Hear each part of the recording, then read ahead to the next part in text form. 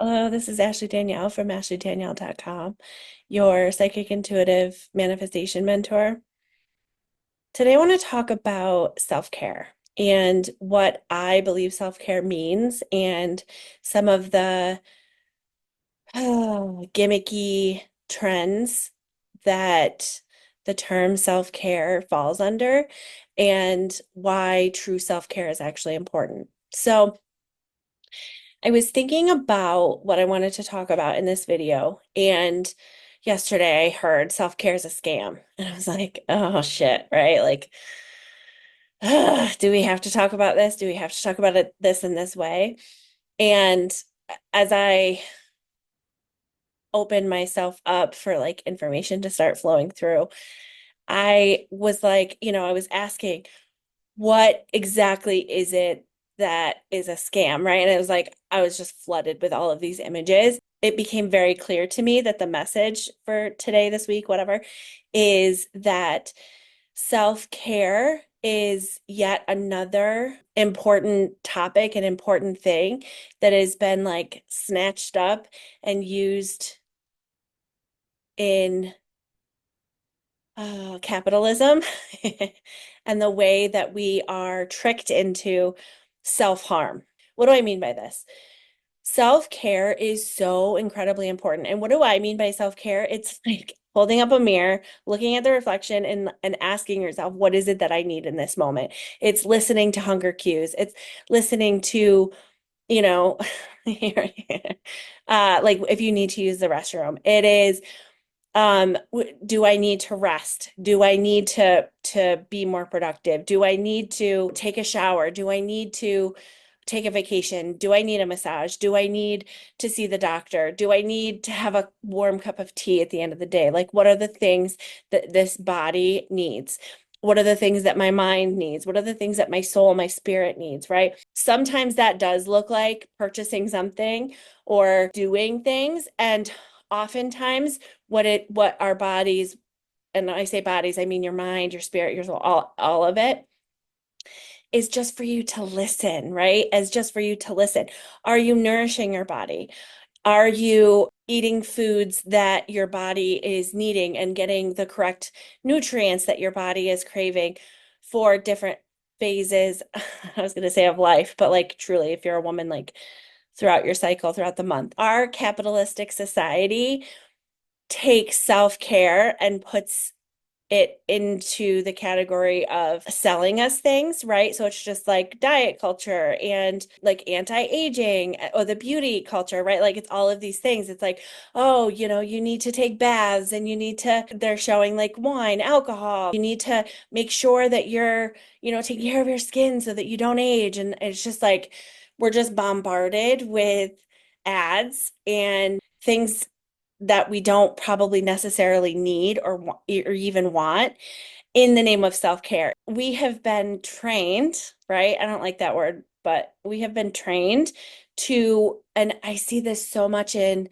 my clients and the people that are in my world, like women that are high performers and like men too. But it's like I want to achieve and I want to be productive and I want to, earn money and take care of my family. It's easy for us to believe, and this is something that truly comes up with like every single one of my clients.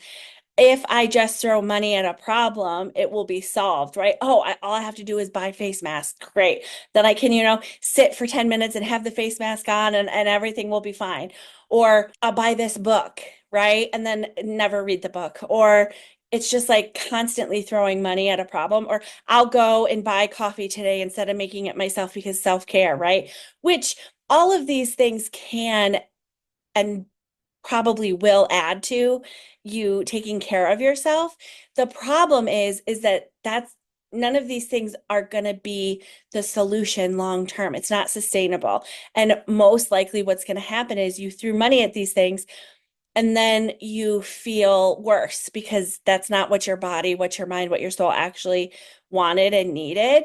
And yeah. So I'm seeing like with food, right? Like nourishing your body. You're like, oh, but I ate a handful of, cashews 3 hours ago. That's good enough.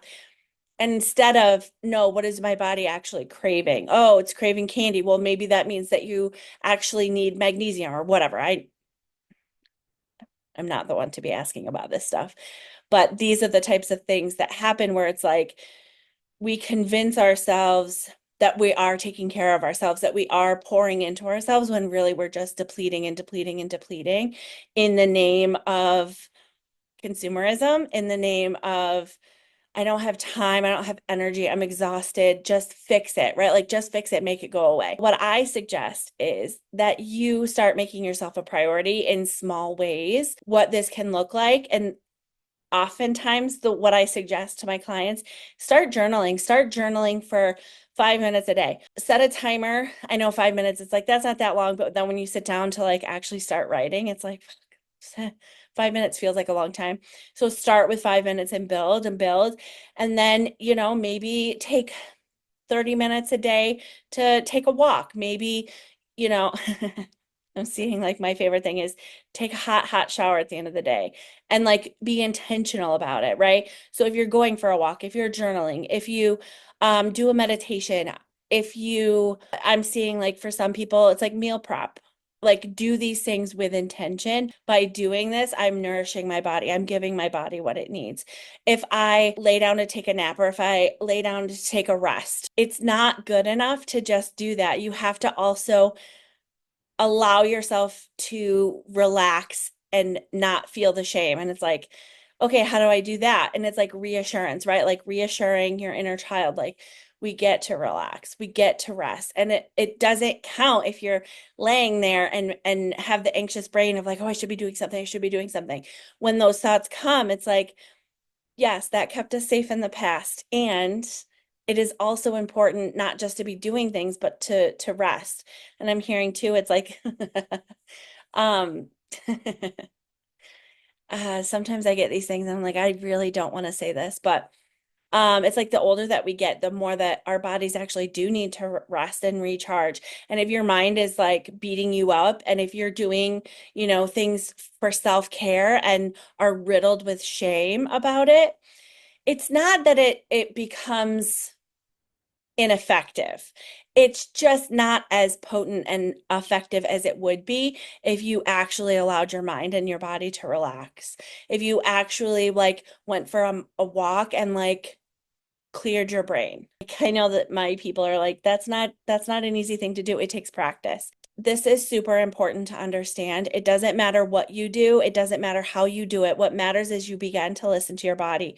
5 minutes of intentional self-care is way more important and way more potent and productive, way more helpful than 2 hours of doing something of like taking a nap and you're not sleeping because you're stuck in your head, right? And I'm just making these numbers up. I don't know the exact, right? But it is so much more important for you to listen to your body, to listen to your mind, to start to get in tune with what your actual needs and desires are.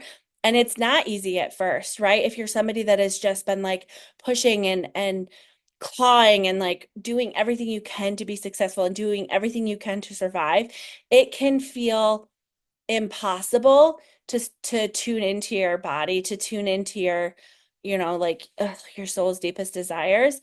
And also it's possible. It's very possible. And it starts with 5 minutes a day and being like, this is dumb.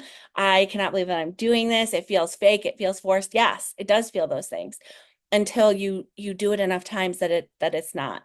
So don't fall into the trap of believing that self-care is taking a bubble bath. Meanwhile, you're beating yourself up for all of the time that you could be doing something else.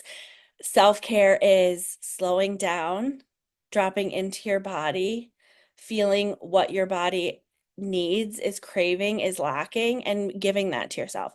And I just heard too, like if you're in relationship or if you have like friendships, whether they are romantic or not, if you feel like resentful or if you're like, oh, I wish my partner would say this or do this or whatever, it's like start feeling into that and giving that to yourself, right? Like I want to be the priority. Are you making yourself the priority? This type of thing. So I hope that this was helpful. I would love to hear feedback, questions in the comments below, and I will see you in the next video.